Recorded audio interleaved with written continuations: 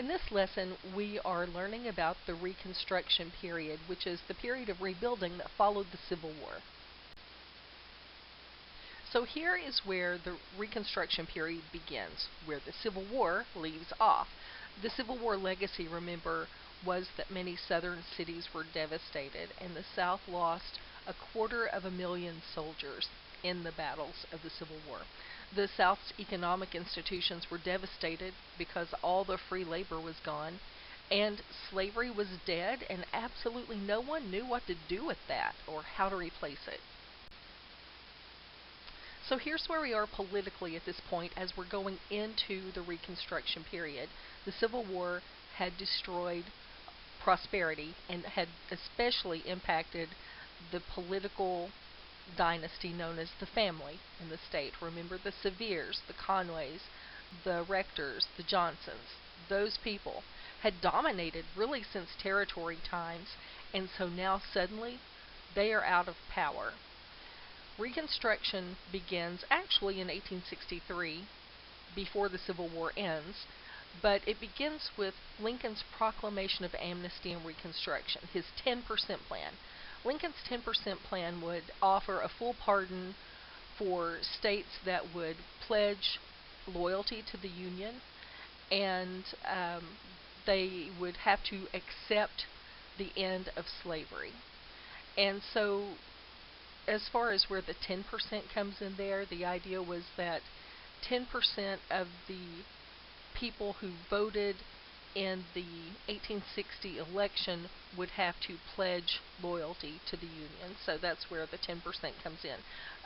We don't know if it would have worked or not because Lincoln was assassinated, and his vice president, when he became president at the end of Lincoln's life, didn't go with it because he was a Southern Democrat himself. So he really kind of leaned more toward the Democrats rather than the Republican Party. So Lincoln's 10% plan never really went into action. Also in Arkansas politics, the Democratic Party, which was still a very minor party at this time, and the Whigs form a conservative party, and they're able to take control of the election of 1864, which again is still in wartime during the Civil War. And the period of Reconstruction then, once the war ends, Reconstruction brings Unionists not only into Arkansas, but into the government control of Arkansas. And along with these Unionists, other people are starting to work to try to reclaim power that they lost. So we still have a power struggle despite the fact that the Civil War has ended. So I mentioned as we got started in this lesson that suddenly, at the end of the Civil War, slave labor was gone, and people didn't know what to do with that. The obvious answer is that you pay people a fair wage to do a job, but, that's not something that they had been doing. So if you're the plantation or large farm owner, now you have to have money to pay people to do the work for you that you had not been paying before. It definitely cuts into your profit margin.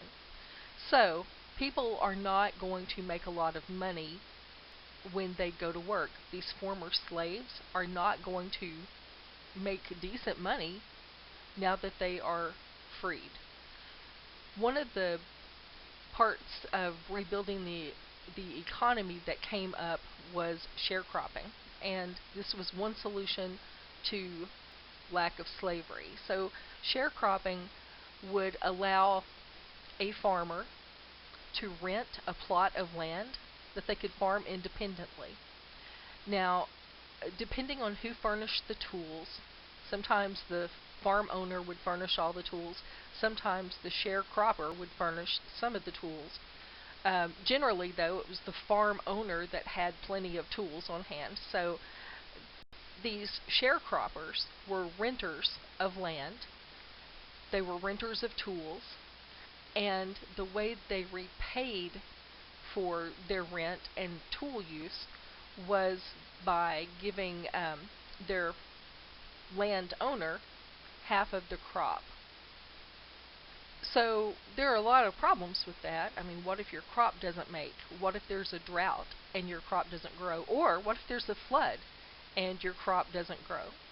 So you can see it's really easy to end up owing a lot of money in that kind of situation. Another problem was that it was really easy for these plantation owners or large farm owners to cheat these freedmen, the former slaves, because they were largely illiterate because, slaves weren't allowed to learn or to have an education. So it was really easy to say, "Oh yeah, well, you only have to pay you for this pound of cotton," when maybe they'd actually brought in 5 pounds of cotton and they couldn't read to know.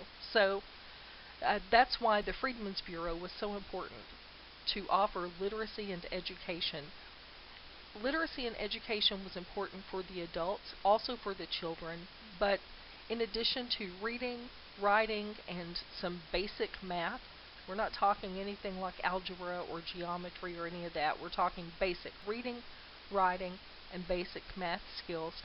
The Freedmen's Bureau also taught skills like homemaking, or skills that could be used in a domestic setting too, so that would help people who maybe hadn't been in the workforce, like maybe some of the women who had been slaves inside a home to do cooking or cleaning, that kind of domestic labor, that they would get official training for that, and then they could go get jobs doing that for other people.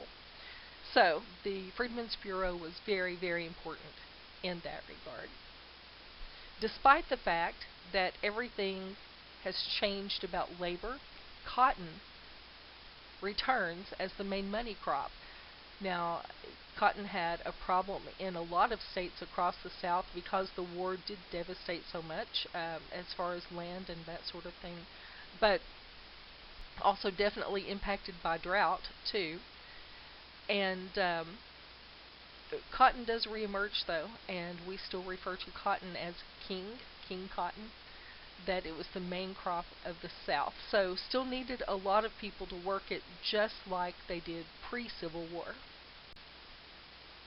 So let's talk about some of the attitudes going into Reconstruction. Remember, the radical Republicans were the people largely influential in the North that before the Civil War and during the Civil War believed that the South absolutely must free the slaves. These are the people who very much radical in that regard. Now remember, the term radical Republican is not a slur in any kind of way. This is what the term was that they used for themselves. They were the radical Republicans, radical in the way that they demanded change. So the radical Republicans believed all along that the South absolutely must free the slaves, and that the North must absolutely help the slaves that fought for them in the war, and that the slaves should be given voting rights. And now these people continue to have great influence in Congress, and at this point during Reconstruction, since they have a large influence in Congress, they now have great influence over the former Confederate States of America. So make no mistake, all the while Arkansas is undergoing Reconstruction, members of the family are looking for ways to get back into power. And they won't be happy until they do get back into power. So they're very much threatened by Reconstruction, especially radical Reconstruction, because it pulls them out of power altogether. There are new constitutions that are developed. There's universal male suffrage. That means that all men can vote, and that includes black men. And that is something that the white Southerners in Arkansas, especially those from the previous Democratic Party, were not happy about, especially the family. They ratified the 14th Amendment, and the hard part for these former politicians was that the former Confederate members, the people who participated in the Confederate government, were not allowed to participate in the radical Reconstruction government. So there's no way they could have any kind of influence in state politics, and it really drove them nuts. Not because they liked power so much, but because that was their money. You know, from the very beginning, when these people were coming in as surveyors and kind of giving people benefits as far as great plots of land and that sort of thing because they were friends of the family or they were family, all of that leads to money. So these people are very much trying to regain control so that they have that financial power that they used to have. And I want to mention here too, there are a couple of terms that you hear when talking about Reconstruction: scalawags and carpetbaggers. So carpetbaggers were white Northerners who came to the South during Reconstruction looking for an opportunity to become someone, to kind of earn a place in society, maybe to start a business, to get involved in politics where maybe they hadn't exactly been political before. These are people from the North who are coming to the South hoping to profit off of this whole idea of Reconstruction. And they're called carpetbaggers because they had fancy bags, like they were made out of tapestry, which is kind of a carpet, so that's where carpetbaggers come from. And scalawags, if someone called you a scalawag, actually a scalawag or a carpetbagger from the South, it was definitely a slur. But scalawags were the white Southerners who previously supported the Union. So during the war, they were on the side of the North. So these people were called scalawags. So the new constitutional delegates that are selected under radical Reconstruction are 23 white Southerners who are scalawags, former Union supporters, and 17 white Northerners who are carpetbaggers, people who have come here to get involved in politics or to get involved for a profit. So this constitutional convention at the state level, these 23 scalawags and 17 Northerners, carpetbaggers, who worked together to put together Arkansas's Reconstruction Constitution, gave all males the right to vote, including black males, and made sure that the Constitution for the state focused on equality in all terms of the law. Now, when I say that, I'm talking about male equality, okay? Equality in all terms of the law for all men, regardless of race, color, or previous servitude.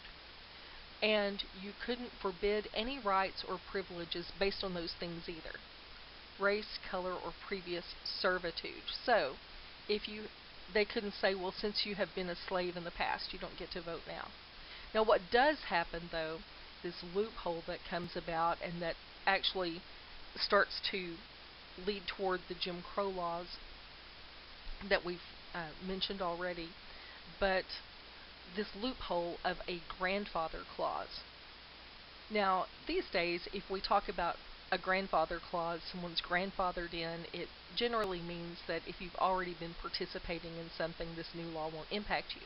But in this particular case, the grandfather clause referred to if your grandfather or father could vote before 1867, so could you. Well, guess who that leaves out? It leaves out a lot of freedmen because their fathers and grandfathers were slaves. So that's something that comes about. It's not embedded in this Constitution, but it eventually comes up and is added or is practiced as a loophole as the family and the Southerners start to regain power during the Redemption period.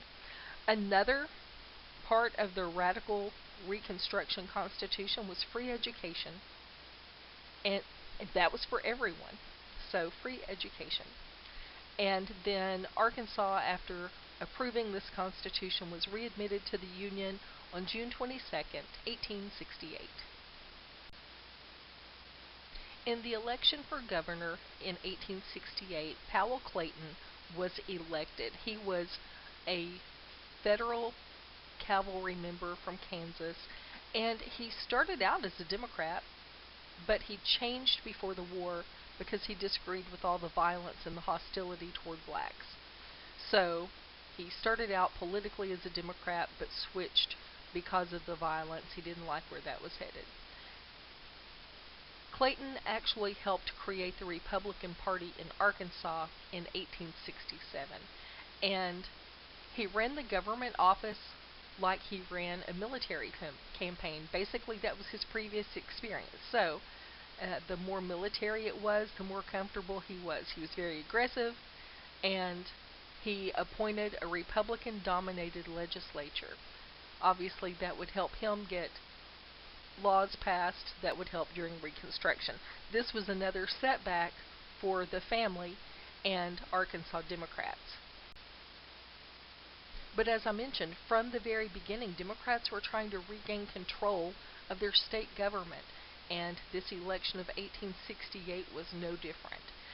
One of the things that was happening that was to help the Democrats regain control was the Klan. The Ku Klux Klan developed and implemented terroristic tactics across the state to intimidate and even kill African Americans, Republicans, and Unionists. So those carpetbaggers and scalawags were not safe either.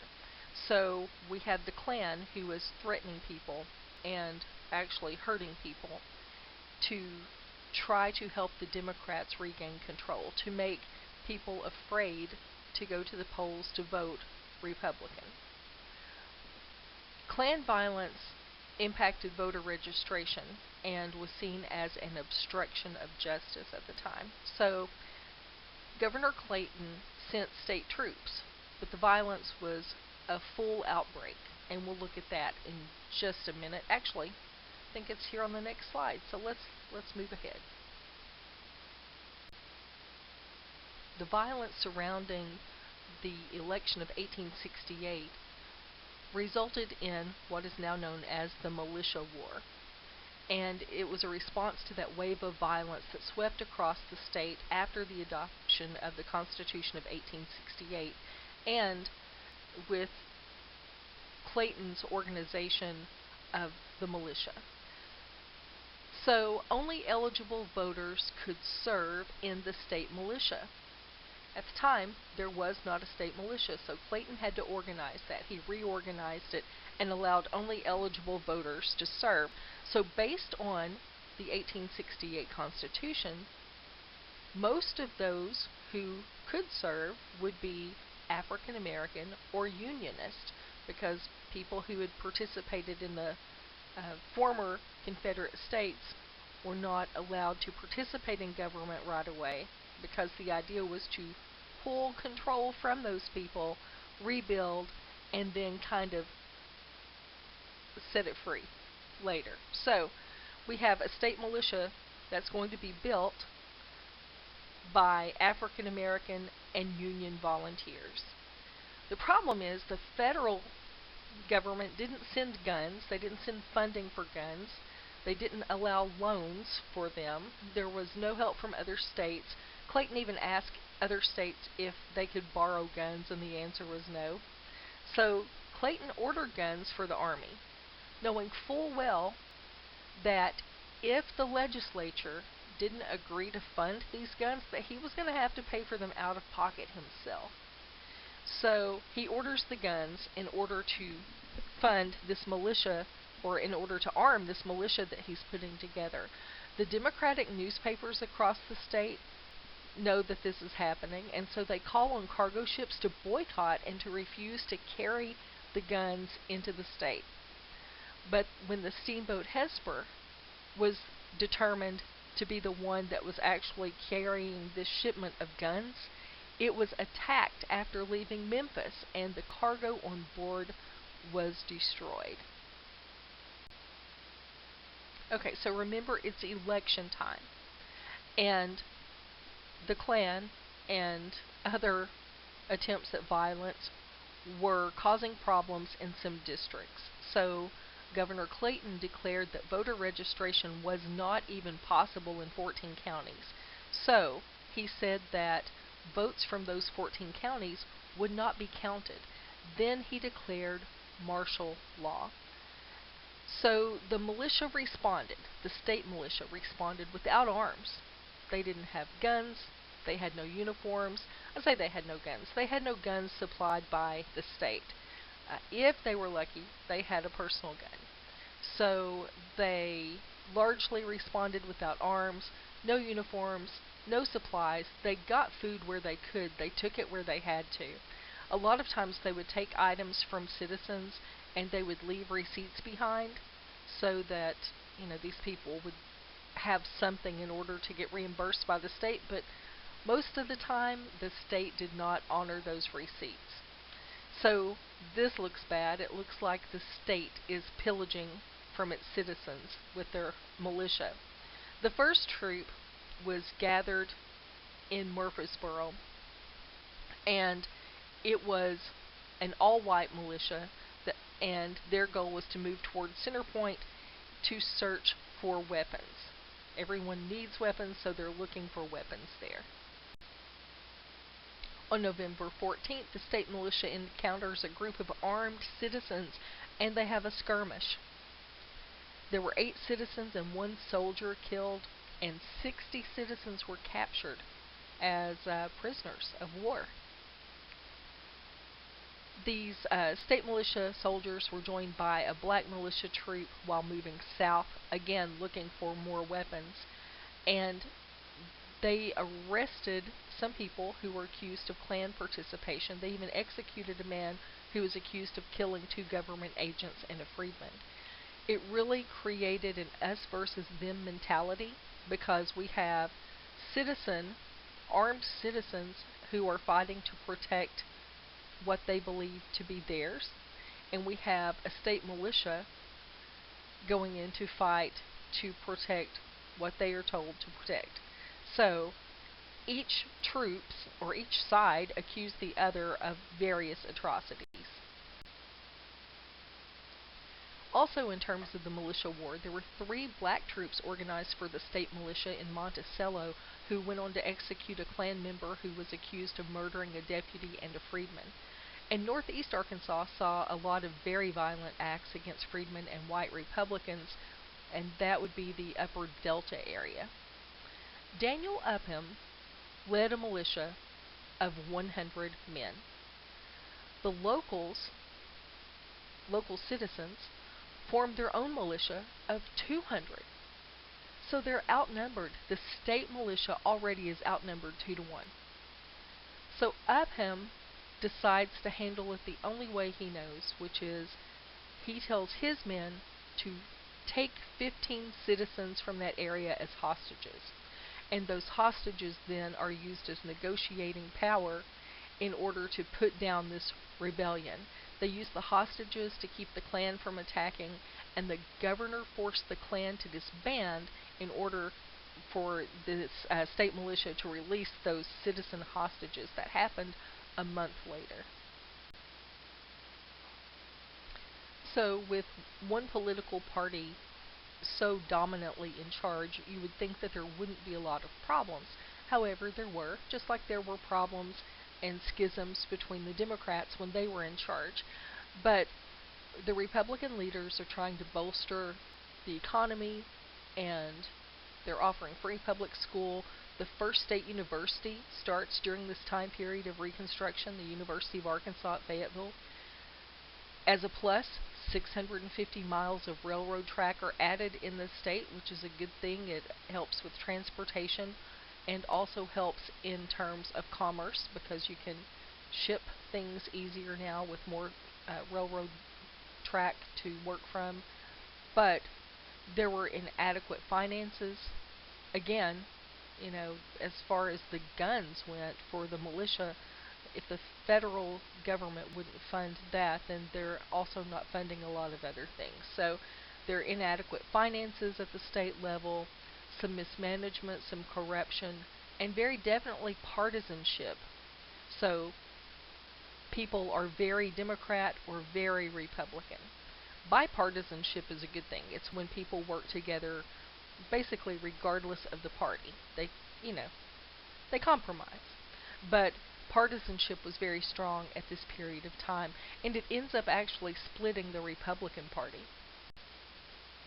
So now, not only Do the Democrats want to regain power of the state government? So does a new group referred to as the Liberal Republicans. The Liberal Republican Party begins in 1869, and they oppose Clayton and what they see that he stands for. Their party platform is that they want to end corruption and limit the governor's powers. Now, Governor Clayton had a lot of powers, or took a lot of powers. So they want to end that. They want to end voting restrictions on those former members of the Confederate States of America Army, and they want greater economy and government. In the 1872 election, the Liberal Republicans actually have a candidate on the ballot. They nominate Joseph Brooks for governor. And in the 1872 election, the Republicans nominate Elijah Baxter for governor. So we have the Liberal Republican candidate Brooks and the Republican candidate Baxter. So in the election of 1872, there is a lot of voter fraud because the Republicans controlled the election machinery. Baxter was declared the winner. Baxter, the Republican candidate. Brooks, the Liberal Republican candidate, refused to accept these election results. And groups form around each candidate to kind of continue the fight. And does that sound familiar?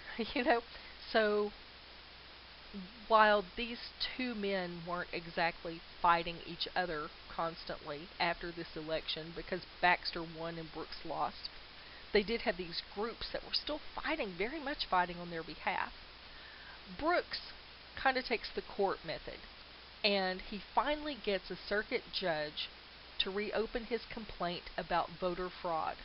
And 10 months after the election, this circuit judge determines that Brooks should have been declared the winner and now declares him governor. So, in a way, we have two governors at one time. We have Baxter, the Republican governor, and then we have Brooks, who gets the circuit judge to say, no, you're the governor.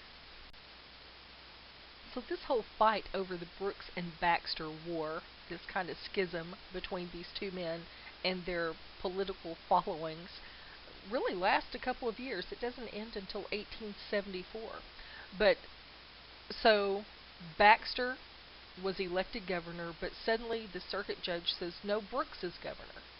So Brooks' supporters storm the Capitol and physically force Baxter to leave the office so that they can move Brooks in. Fighting begins among supporters. They organize militias.